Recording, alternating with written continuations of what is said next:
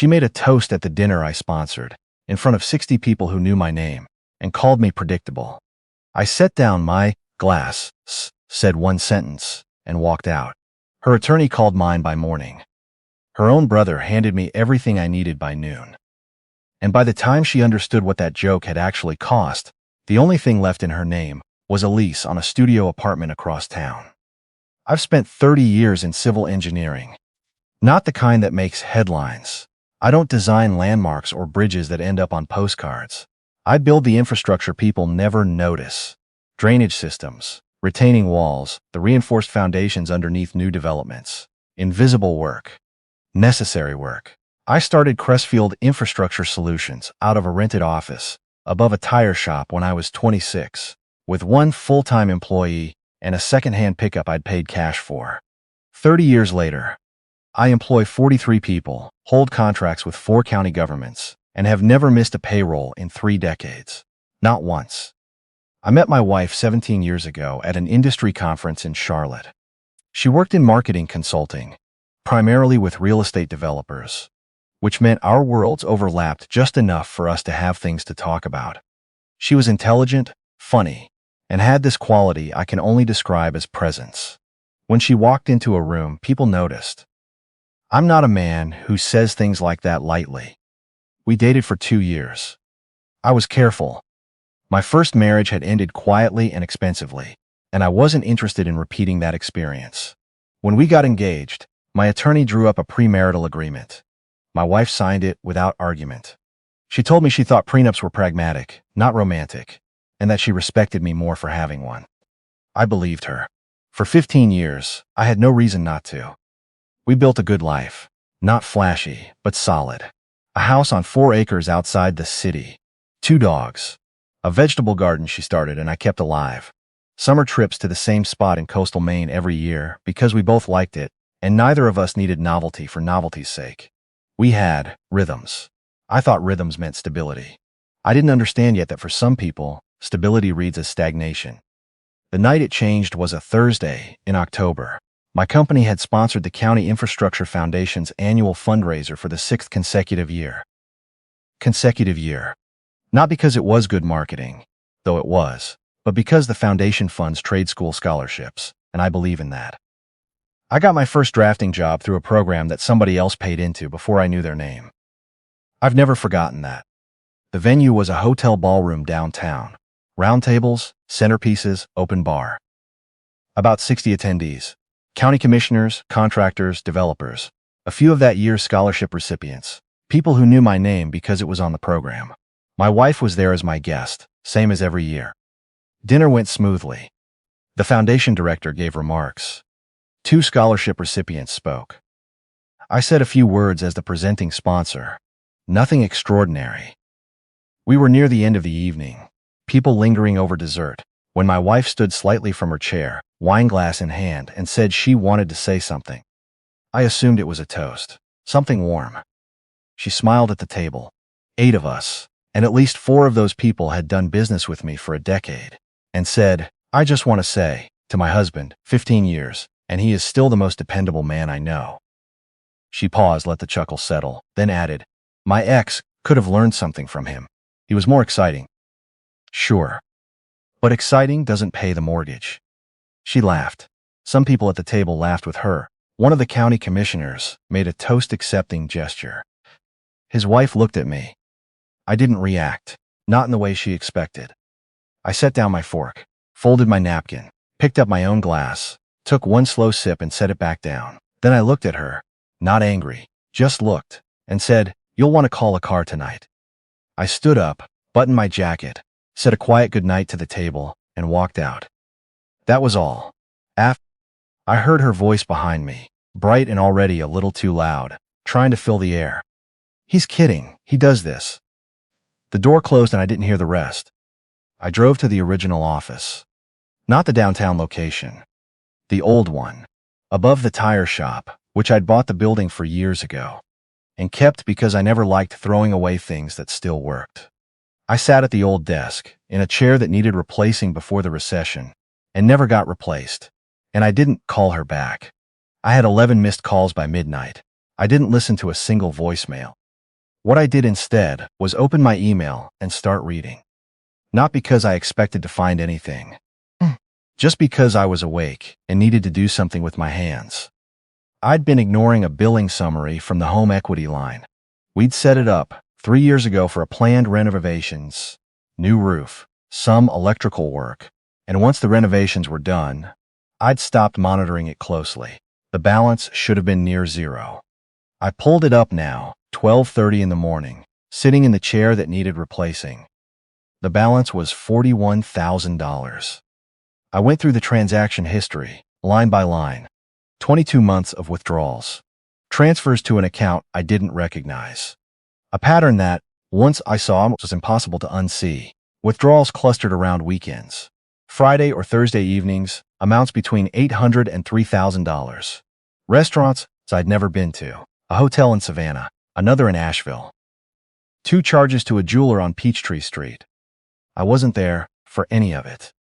I put the laptop down and sat with that for a long while. At 1:15 a.m. my phone lit up. Not a call, a text, from her brother. He was 6 years younger than her, and he'd worked at Crestfield for 4 years. In project coordination. I'd hired him because my wife asked me to, and he'd kept the job because he was good at it. We developed something genuine over those years. Not father and son, just something quiet and reliable. He was the kind of person who showed up early and didn't complain about things that couldn't be changed. I respected him. His text said, "I need to talk to you. I know what happened tonight wasn't nothing. I've been trying to figure out how to say something for 2 months. I'm sorry I didn't sooner. Can I come to you?" I replied, "Office on Meridian. Parking's open." He arrived 20 minutes later, still in his dress clothes from the dinner, jacket thrown over one arm. He sat down across the desk and didn't try to soften it. He told me he'd seen her in August. He'd been picking up his girlfriend from a restaurant downtown and walked past the window. His sister, my wife, was inside with a man he didn't recognize. Close. Not like colleagues. He said he told himself he didn't know what he'd actually seen, that maybe it was nothing. He'd gone home and stayed quiet. Then he'd seen her again. 3 weeks later. Same man. A parking garage near her office building. They were talking by a car, and the way she touched his arm when she laughed made it impossible to keep telling himself he was wrong. He pulled out his phone and showed me the photo he'd taken that day. My wife, laughing, her hand on the arm of a man I didn't recognize. Younger, maybe late 30s, sharp-dressed. Her face open in a way it hadn't been with me in a long time. He said he was sorry. He said he should have come to me sooner. He said he understood if I was angry with him. I wasn't angry with him. I was grateful. We spent the next 2 hours on his laptop and mine. He'd done some looking, found the man on LinkedIn. Senior account manager at a firm whose name appeared twice in my wife's client files. They'd been working adjacent to the same projects for over a year. He showed me an Instagram account, nothing explicit, but a handful of photos where my wife appeared in the background. A restaurant, a balcony, a beach I recognized as Savannah. The same city where $41,000 had gone on weekends. I called my attorney at 6 a.m. He was 71 and had been handling my business contracts for 20 years. He picked up on the second ring because he always picked up early. I told him what I had. He was quiet for a moment, then said, "Send me everything before you come in. I want to read it first." I sat across from him at 8 a.m. He had the printed transaction history in one hand and the parking garage photograph in the other. "The agreement you signed," he said. "Article 9, Section C. Documented infidelity. Financial misappropriation of joint assets without consent or disclosure." He set both papers down. "This is sufficient. More than sufficient. The equity line alone would be enough. Combined with documented evidence of the affair, this triggers the asset protection provisions entirely. The house was titled in your name prior to the marriage. It stays yours." I told him I also wanted to freeze the joint accounts before she could move. Anything. "Give me until 10, he said. By 10:15, the joint checking and savings were frozen. By noon, the equity line was suspended. By 3 o'clock, a courier was delivering papers to her office downtown. Her brother went to work that morning like nothing had changed. I'd told him to. I'd also told him that whatever came next, his job was not at risk. He said that wasn't why he'd come to me. I knew.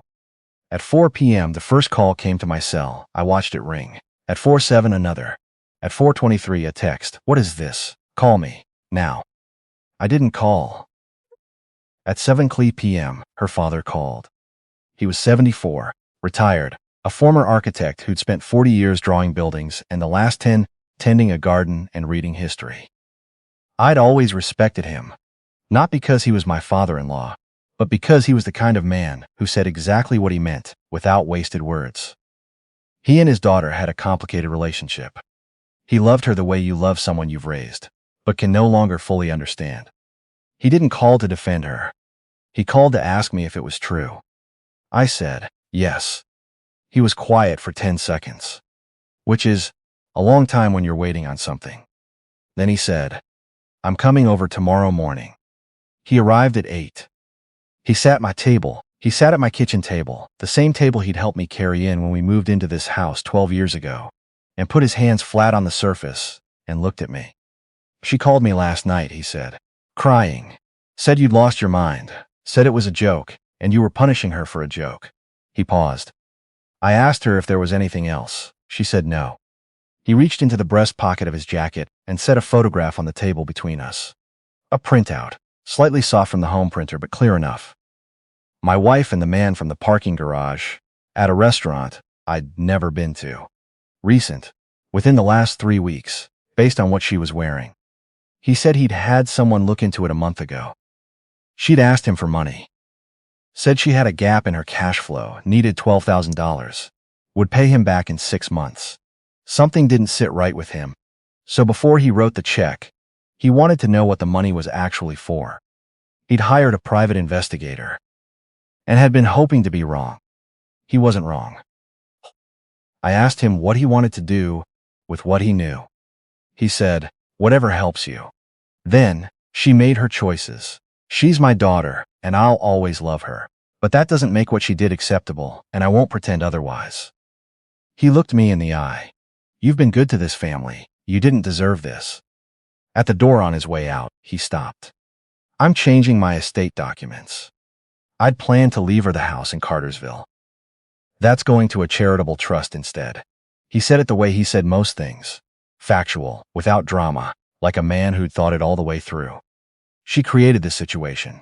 There are consequences to that. I watched him drive away and felt something I hadn't expected to feel. Not triumph, not relief. Just a quiet, heavy clarity. The kind that comes when something uncertain finally settles. The deposition took place on a Tuesday. Her attorney was polished and precise, and argued that the equity line was a joint asset, and her access to it was legal. My attorney laid the transaction records alongside the premarital agreement's protection clause and the documented evidence of infidelity and said, simply, legal access and appropriate use are not the same thing.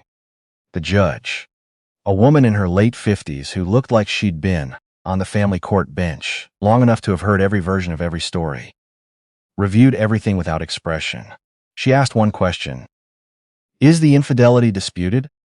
Her attorney said the timeline was unclear. The judge looked at the hotel receipts, the photographs, the LinkedIn records her brother had compiled. She was quiet for a moment. Then she said, it's not unclear to me. She came to find me afterward in the corridor outside the courtroom. She looked different than I remembered, not worse. Someone who'd stopped performing and wasn't sure what was underneath. She said she knew she'd made mistakes. She said she'd been unhappy for years and hadn't known how to say it. She said the joke at the dinner was stupid, and she'd never meant it to go this far, and she wished I'd talked to her, instead of going straight to attorneys.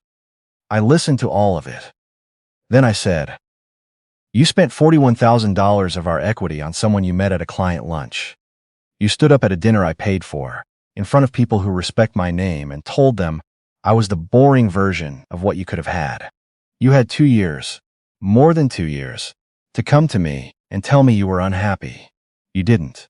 So don't tell me what I should have done differently. She opened her mouth. I kept going. You wanted exciting. I hope everywhere And every dinner and every weekend you told me was a work trip. I hope every minute of it was exactly what you wanted, because that's what you traded 15 years for. She didn't say anything. I walked to my car and drove home.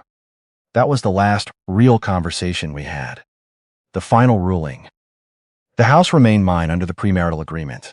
Joint assets divided 62% in my favor, accounting for documented financial misappropriation. She was ordered to repay the $41,000 drawn from the equity line, with interest, within 24 months. Her attorney filed a motion to revisit the split. The judge denied it. Outside the courthouse, her brother stood beside me in the parking lot. He didn't say anything for a minute.